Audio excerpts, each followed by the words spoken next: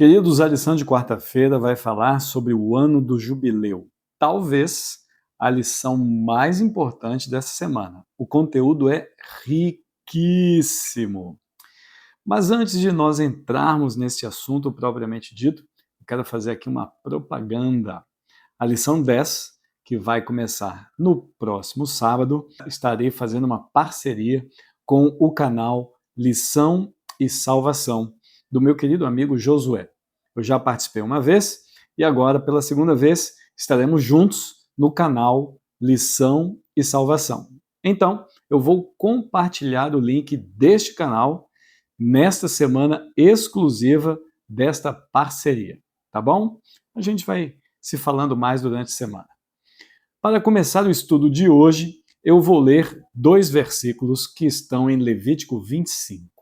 Durante 6 anos vocês semearão os seus campos, e durante 6 anos vocês podarão as suas vinhas e colherão os frutos delas. Porém, no 7º ano, haverá um sábado de descanso solene para a terra, um sábado dedicado ao Senhor.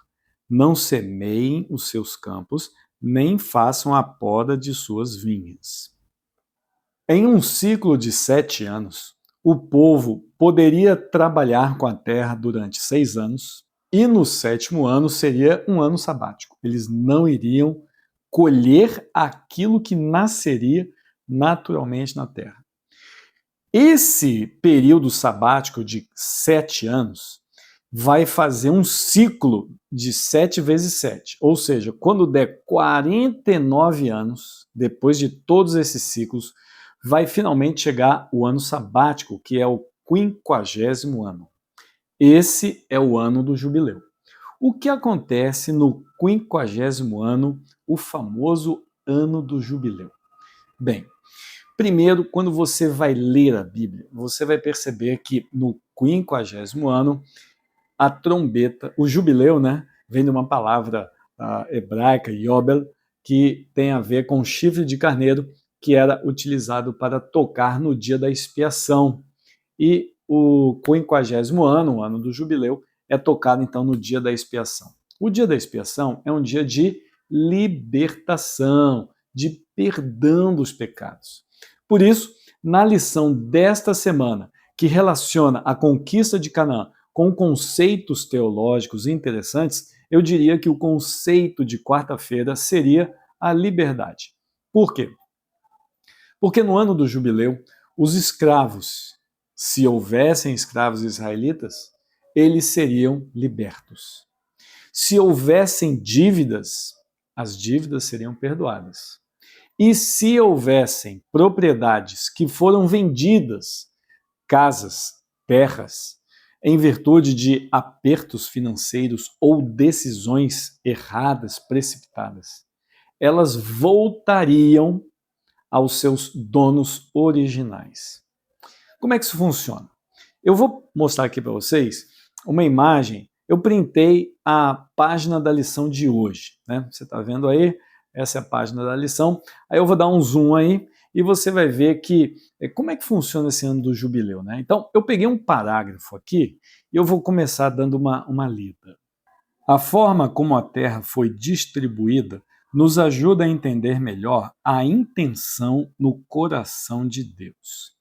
A distribuição da terra foi feita no período em que Josué ainda era vivo, ele estava idoso, e Deus falou: Josué, você não vai mais sair para guerrear, você já está idoso, então você tem que repartir a terra. Só que é o seguinte, uma vez que repartiu a terra, então aquela terra pertenceria àquela família, àquela tribo.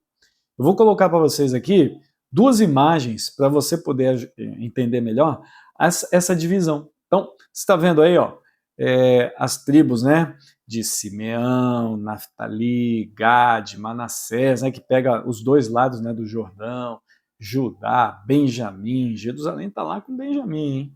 Bom, enfim, para você ter uma noção aí de como foi feita essa divisão. Então, caso algum israelita, eu vou lá na tribo de Gad e vou comprar um terreno lá de um amigão meu, no ano do jubileu, esta terra tem que voltar.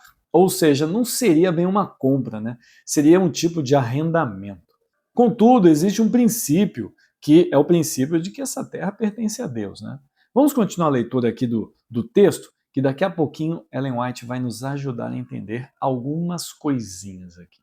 As leis sobre a propriedade da terra ofereciam a cada israelita a chance de se libertar de situações opressivas, herdadas ou causadas por escolhas erradas e de ter um novo começo.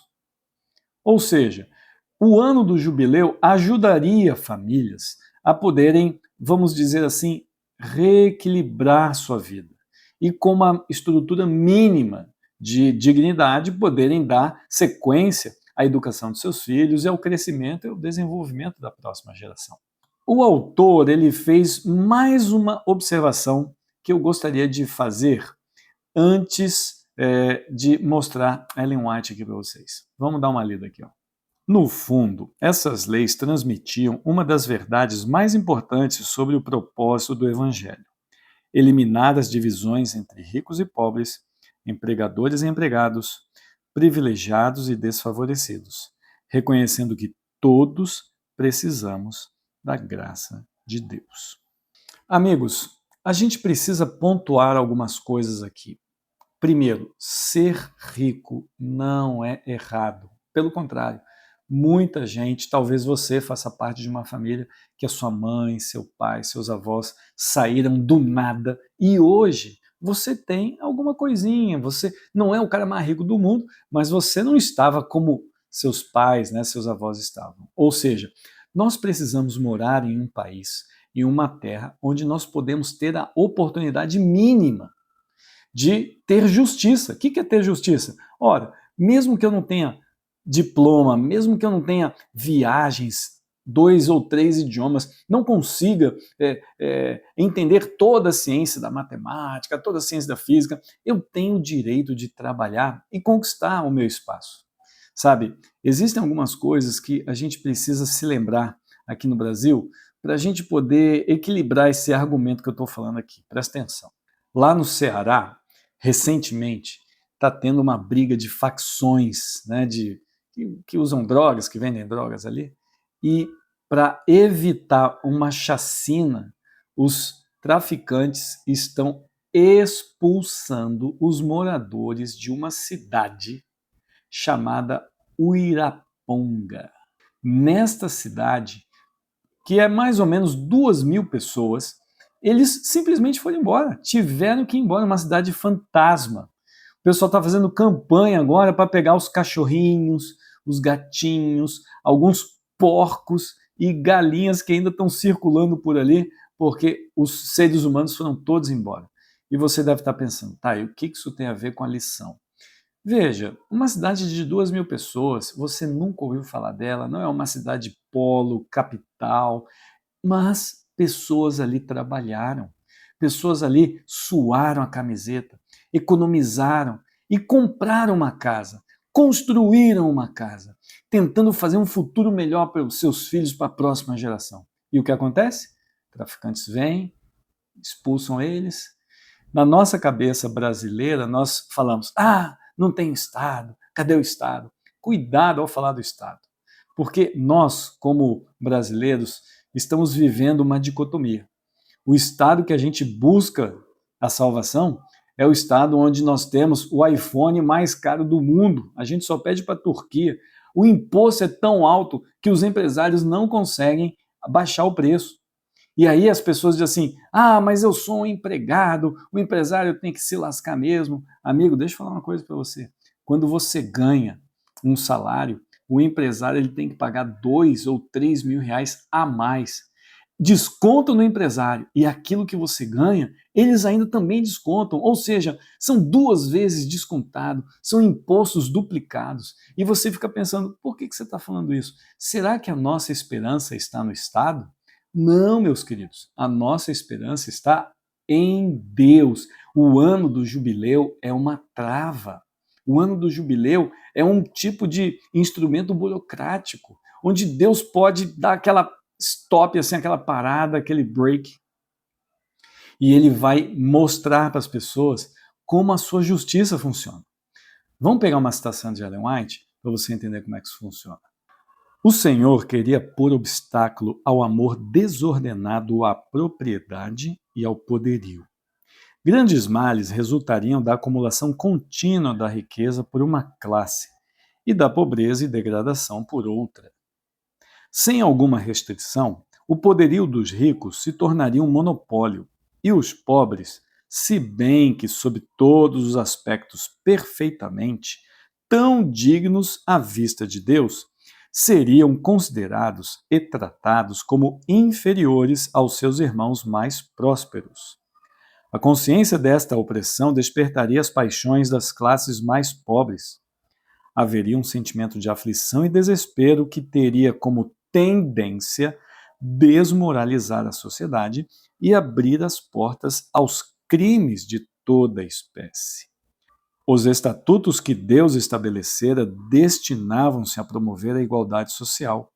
As disposições do ano sabático e do jubileu, em grande medida, poriam em ordem aquilo que no intervalo anterior havia ido mal na economia social e política da nação. Como vocês percebem, Ellen White não atacou o acúmulo de riquezas, porque isso é justo. Você trabalha, começa do zero e consegue chegar lá. Ela atacou o amor às propriedades, o monopólio, aquilo que a gente chama de olho grande, né? Porque muitas vezes nós não entendemos que o dinheiro que você acumula, às vezes, não tem mais tanta utilidade para você, porque você já usufruiu muita coisa. Então Deus diz o seguinte: ajude outras pessoas a usufruir, ajude outras pessoas a crescer, ajude outras pessoas a estudar, ajude outras pessoas a aprender algum curso, a se profissionalizar. E isso vai trazer o quê? Maior crescimento econômico, social e uma igualdade mais, vamos dizer assim, perene entre todos nós. Querido amigo, não se esqueça, inscreva-se no canal, curta, porque isso é muito importante. E vamos orar. Obrigado, Senhor, porque crescer não é pecado, enriquecer não é pecado, mas nós precisamos nos aproximar de Ti, lembrando que a propriedade, o dinheiro, o dom, o talento, o esforço, tudo vem de Ti. Por favor, Senhor, nos ajude a entender esta lição e viver isso em prática. É o que pedimos e agradecemos em nome de Jesus. Amém.